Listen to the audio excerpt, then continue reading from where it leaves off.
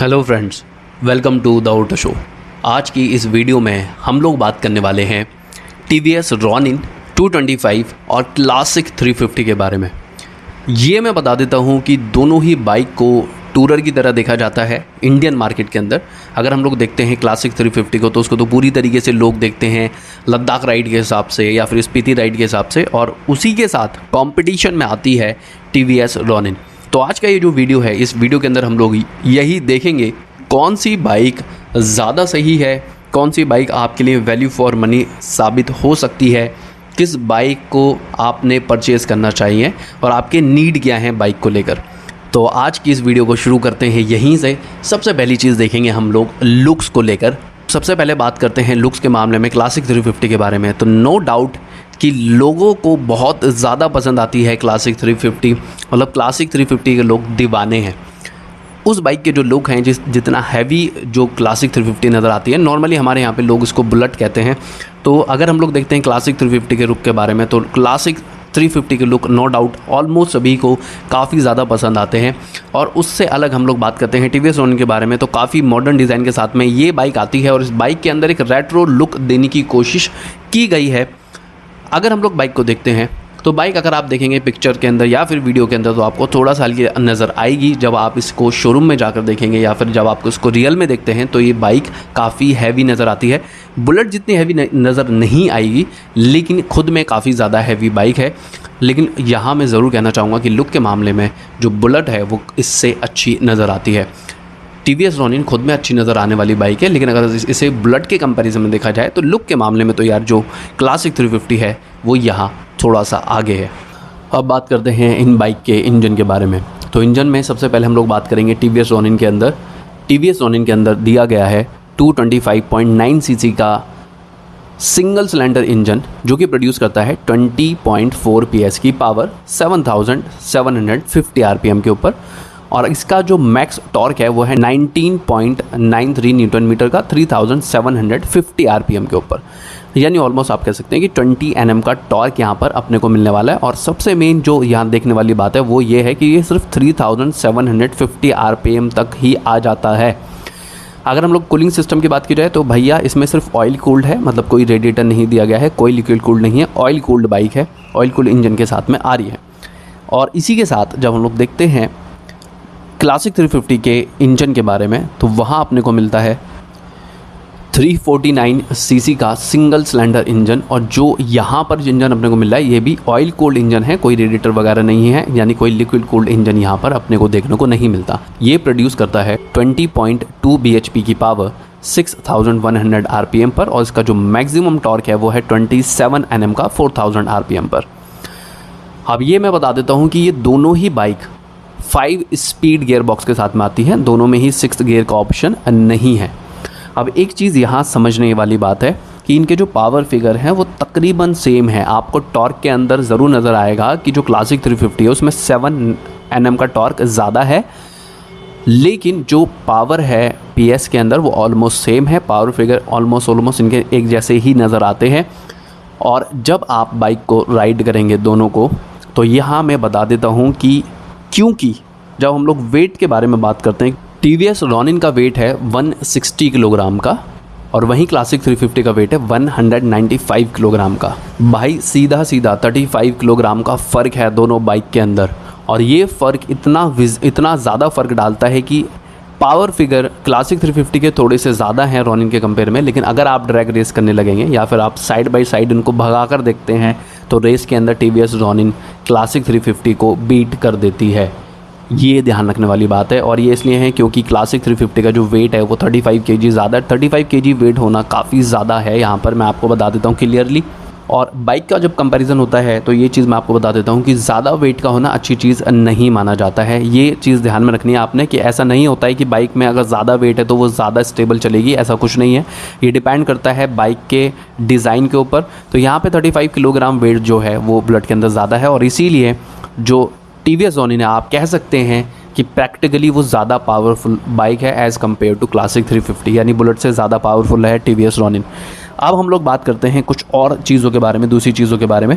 Fuel tank capacity अगर देखी जाए तो टीवीएस रॉनिन के अंदर आपको मिलेगा 14 लीटर का टैंक, और वहीं क्लासिक 350 में आपको मिलता है 13 लीटर का टैंक। और ये भी मैं बता देता हूँ कि जो रॉनिन है उसका माइलेज आपको ज़्यादा मिलेगा, ज़्यादा माइलेज प्रोवाइड करती है, ज़्यादा बड़ा फ्यूल टैंक है, तो आप इससे एक बार फ्यूल लेने के बाद में ज़्यादा डिस्टेंस ट्रैवल कर सकते हैं। और बुलेट के अंदर या क्लासिक 350 के अंदर आपको ये चीज़ में थोड़ा सा देखना पड़ेगा कि क्लासिक 350 के अंदर आपको माइलेज कम मिलने वाला है। वहाँ तकरीबन आपको एक एवरेज में बता के चलता हूँ कि माइलेज मिलेगा 36 के अराउंड, यानी क्लासिक 350 36 के अराउंड माइलेज प्रोवाइड करेगी। एंड जो रॉनिन है वो माइलेज देगी 38-40 के अराउंड। माइलेज आपको थोड़ा सा टीवीएस रॉनिन में ज़्यादा मिलेगा, यानी माइलेज के मामले में भी टीवीएस रॉनिन थोड़ा सा आगे है। अगर हम लोग बात करते हैं सीट हाइट के बारे में, तो टीवीएस रॉनिन की जो सीट हाइट है वो है 795 mm की। रॉयल एनफील्ड क्लासिक 350 की जो सीट हाइट है वो है 805 mm की, यानी 805 mm की सीट हाइट दी गई है। दोनों के बीच में 10 mm का फ़र्क है। तो टीवीएस रॉनिन को चलाने में, उसको संभालने में आपको ज़्यादा कंफर्ट फील होने वाला है। और अगर किसी की हाइट कम है तो वो भी ईजिली टीवीएस रॉनिन को राइड कर सकता है, ईजिली उसको मनूवर कर सकता है, संभाल सकता है। बुलेट के अंदर थोड़ा सा सीट हाइट ज़्यादा दी गई है। क्लासिक 350 की जो सीट हाइट है वो थोड़ी सी ज़्यादा है यहाँ पर। अब हम लोग देखते हैं बड़ी इंपॉर्टेंट चीज़ के बारे में, वो है ग्राउंड क्लियरेंस। जब कभी भी हम लोग टूर करते हैं तो टूर करते हुए ये चीज़ बड़ी ध्यान में रखनी होती है, या ये चीज़ बहुत ज़्यादा काम आती है कि अगर क्लासिक 350 को देखा जाए तो उसका ग्राउंड क्लियरेंस है 170 mm का। और अगर बात की जाती है रॉनिन के बारे में, तो रॉनिन का ग्राउंड क्लियरेंस है 181 mm का, यानी यहाँ जो ग्राउंड क्लियरेंस है वो 11 mm ज़्यादा है।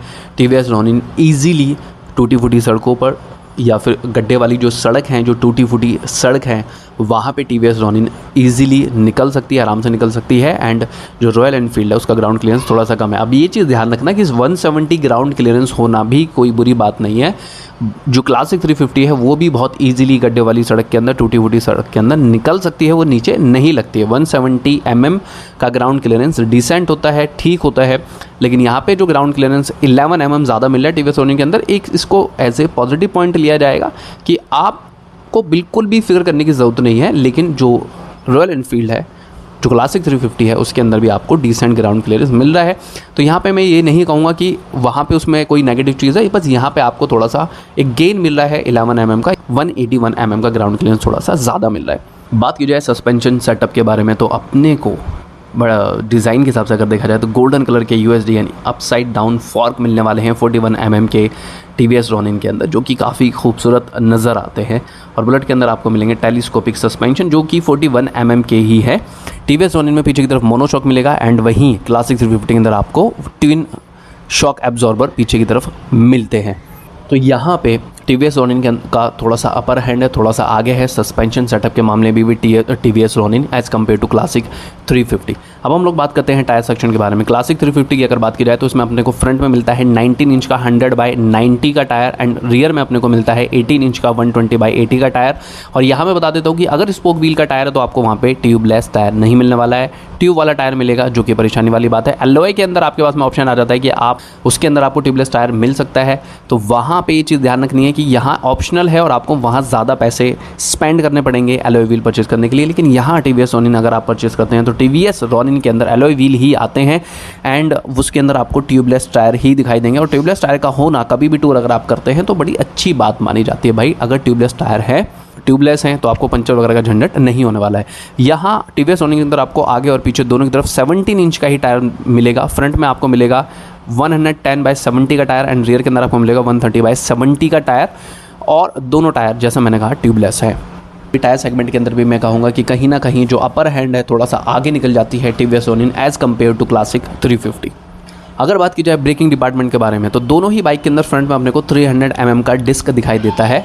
रियर में अगर हम लोग बात करते हैं तो रियर के अंदर आपको थोड़ा सा डिफरेंस देखने को मिलेगा। टीवीएस रॉनिन के अंदर आता है 240 mm का डिस्क रियर में, एंड अगर हम लोग बात करते हैं वहीं क्लासिक 350 के बारे में, तो यहाँ पे आपको मिलेगा 270 mm का डिस्क रियर टायर के अंदर।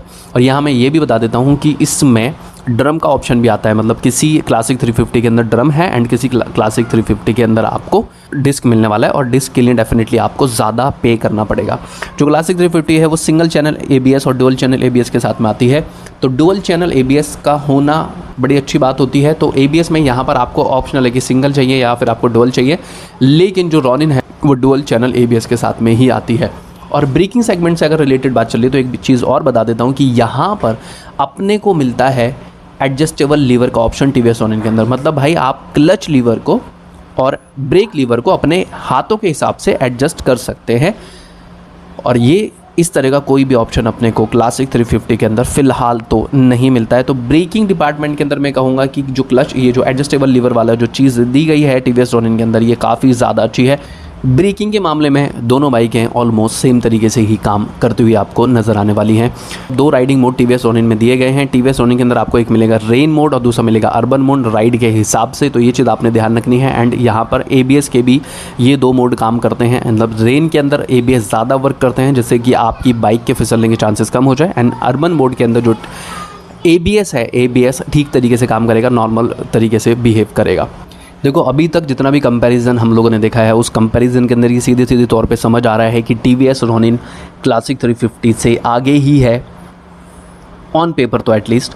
और जब हम लोग देखते हैं एक और चीज़ को, तो यहाँ पर टीवीएस रॉनिन काफ़ी ज़्यादा आगे निकल जाती है, क्योंकि हमें क्लासिक 350 के अंदर एक नॉर्मल क्लच देखने को मिलता है जो नॉर्मल बाइक में आपको दिखाई देगा, जैसा कि स्प्लेंडर वगैरह में भी यूज़ होता है। लेकिन टीवीएस रॉनिन के अंदर जो क्लच है वो है स्लीपर क्लच। अब स्लीपर क्लच जिन्होंने यूज़ नहीं किया है तो मैं बता देता हूँ, स्लीपर क्लच को ऑपरेट करना बहुत ही ईजी होता है, बहुत ही सॉफ्ट काम करता है स्लीपर क्लच। और अगर आप ट्रैफिक के अंदर भी भाई राइड कर रहे हैं ना, तो स्लीपर क्लच आपका हाथ बिल्कुल भी नहीं दुखाता है। वहीं अगर आप क्लासिक 350 को ट्रैफिक के अंदर राइड करेंगे तो डेफिनेटली आपके हाथ के अंदर आपको कुछ वक्त के बाद में स्ट्रेन फील होने लगेगा, क्योंकि टीवीएस रॉनिन के कंपेयर में तो जो क्लासिक 350 है उसका क्लच बहुत ही ज़्यादा हार्ड काम करता है। ये कंपैरिजन की मैंने बात की है, तो यहाँ स्लीपर क्लच का होना एक बहुत बड़ी बात है खुद में। फिर हम लोग देखते हैं कि टीवीएस रॉनिन के अंदर अपने को सब कुछ LED में दिखाई देगा। अगर बुलेट को देखते हैं तो बुलेट के अंदर आपको हैलोजन मिलने वाले हैं, इंडिकेटर हैलोजन है, बैक लाइट, हेड लाइट, सारे के सारी आपको हैलोजन मिलेगी, मतलब सिंपल लाइट अपने को नज़र आने वाली हैं। लेकिन टीवीएस रॉनिन के अंदर सब कुछ LED है, head lamp, tail light, indicator, सब कुछ LED अपने को नज़र आता है, जो कि काफ़ी अच्छी बात है। तो टीवीएस रॉनिन के अंदर भाई अगर मैं बात करता हूँ तो यहाँ पे पूरी तरीके से टीवीएस रॉनिन का अपर हैंड है क्लासिक 350 के ऊपर। जहाँ हमें क्लासिक 350 में एक सिंपल इंस्ट्रूमेंट क्लस्टर मिलता है जिसमें एक छोटा सा LED डिस्प्ले लगा दिया गया है जो कि आपको फ्यूल बताएगा कितना है और साथ में आपके ट्रिप बताएगा। वहीं टीवीएस रॉनिन के अंदर अपने को एक डिजिटल स्पीडोमीटर दिखाई देने वाला है, फुली डिजिटल है भाई। इसके अंदर अपने को टैकोमीटर दिया गया है, यानी कितने RPM पर आपकी बाइक है वो शो करेगा, स्पीड शो करेगा ये। साथ में बाइक किस मोड के अंदर है, अर्बन मोड है या रेन मोड है, गियर इंडिकेटर इसके अंदर है, साथ में टाइम भी आपको दिखाई देता है। और टीवीएस रॉनिन में सबसे अच्छी चीज़ ये है कि ये ब्लूटूथ कनेक्टिविटी के साथ में आता है, यानी इसे आप अपने फ़ोन के साथ में कनेक्ट कर सकते हैं और अपनी राइड को इजी बना सकते हैं। तो यहाँ पर भी मैं कहूँगा इंस्ट्रूमेंट क्लस्टर के मामले में जो टीवीएस रॉनिन है, टीवीएस रॉनिन का पूरी तरीके से अपर हैंड है क्लासिक 350 के ऊपर। अभी ये जो कंपैरिजन है, ये कंपैरिजन के अंदर अपने को सीधे तौर पे समझ आ रहा है कि अगर आपने एक बाइक परचेज़ करनी है जो आपने यूज़ भी करनी है, तो टीवीएस रॉनिन जो है क्लासिक 350 से काफ़ी ज़्यादा आगे नज़र आ रही है।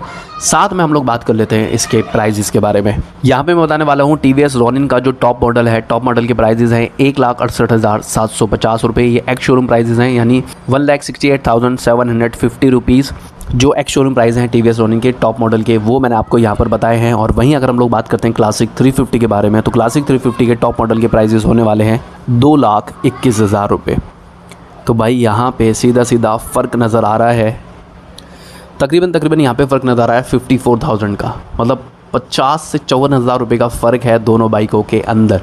और जहाँ पे मैंने बताया है कि जो टीवीएस रॉनिन है, टीवीएस रॉनिन के अंदर फ़ीचर्स ज़्यादा दिए गए हैं एज़ कम्पेयर टू क्लासिक 350, और क्लासिक 350 उससे 50 से 54,000 रुपये ज़्यादा आपको मिलेगी। अब ये चॉइस कि आपने कौन सी बाइक खरीदनी है, ये आपके ऊपर है पूरी तरीके से। मैं यहाँ पर एक चीज़ और बता देता हूँ कि अगर आप डेली कम्यूट करते हैं, अगर आप सिटी के अंदर राइड करते हैं, आप ऑफिस आने जाने के लिए इन बाइक को परचेज़ करने वाले हैं, तो उस कंडीशन में भी जो ट्रैफिक है, ट्रैफिक के अंदर बाइक को मैनूवर करना, ईजिली निकाल पाना, उसमें अगर हम लोग देखते हैं कि कौन सी बाइक आगे है, तो टीवीएस रॉनिन ही आपको ट्रैफिक के अंदर ईजिली ग्लाइड होती हुई नज़र आएगी।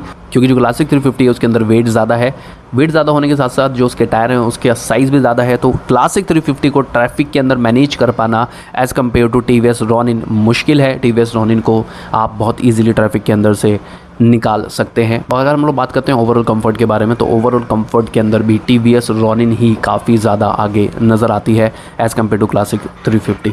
तो देखो मैं यहाँ पे क्लियरली बता देता हूँ कि अगर आपने एक ऐसी बाइक चाहिए जो आपको यूज़फुल हो, जो आपको राइड करने में कंफर्ट प्रोवाइड करे, चीज़ें प्रोवाइड करें, फीचर से लेस हो, तो TVS रॉनिन यहाँ पे पूरी तरीके से क्लासिक 350 के कंपेयर में आ गए। लेकिन अगर आप बुलेट लवर हैं, अगर आप रॉयल एनफील्ड कंपनी को ही पसंद करते हैं, आपने एक बाइक ही ऐसी चाहिए जो हैवी दिखती हो, फ़र्क नहीं पड़ता कि वो राइड करने में कैसी है, कितना माइलेज देती है, भारी है, हल्की है, इस चीज़ से कोई फ़र्क अगर आपको नहीं पड़ता है तो फिर क्लासिक 350 नो डाउट आपके लिए है। लेकिन अगर आपने एक ऐसी बाइक चाहिए जो वैल्यू फॉर मनी हो, जो बाइक आपको यूज़ करनी हो, जिसमें ज़्यादा फीचर हो, तो फिर TVS रॉनिन की तरफ आप जाओ।